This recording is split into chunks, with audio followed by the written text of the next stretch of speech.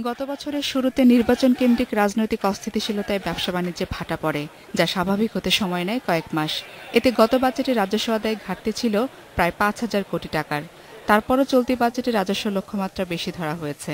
চলতি অর্থবছরের প্রথম ৫ মাসে রপ্তানি প্রবৃদ্ধি হয়েছে ১%-এরও কম। এছাড়া বিনিয়োগ স্থবির হয়ে আছে অনেকদিন ধরেই।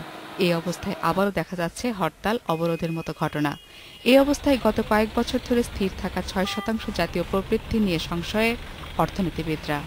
বিনিয়োগ এটা অনুৎসাহিত হয়, টাকা দেশের থেকে পাচার হয়ে যাওয়ার আশঙ্কা বাড়তে থাকে, উৎপাদন ব্যবস্থা ব্যাহত হয়, যারা ভোক্তা আছেন তাদের জন্য এটা একটা খরচ বাড়ায়, মূল্যস্ফীতির জন্ম দেয়। সুতরাং সবটা মিলে অর্থনৈতিক যে কর্মকাণ্ড, এসব কর্মকাণ্ড যদি রাজনৈতিক যদি অনিশ্চয়তা বাড়ে এবং তারপরে তার সাথে সাথে যদি ভায়োলেন্সও বাড়ে, তাহলে অবশ্যই এটা অর্থনীতির উপর একটা নেতিবাচক প্রভাব ফেলবে।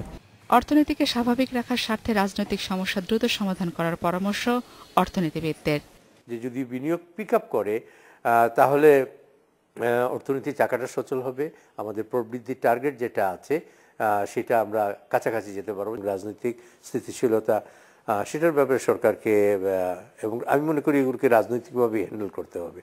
গত ২ বাজেটে জাতীয় অর্থনৈতিক প্রবৃদ্ধির লক্ষ্যমাত্রা ছিল ৭%-এর ওপরে। বছর শেষে তা ৬-এর ঘরে রাখতে সমর্থ হয়েছিলেন অর্থমন্ত্রী। তবে ধারাবাহিকভাবে রাজনৈতিক অস্থিরতা চলতে থাকলে অর্থনৈতিক প্রবৃদ্ধিতে ধস নামার আশঙ্কা করছেন অর্থনীতিবিদরা।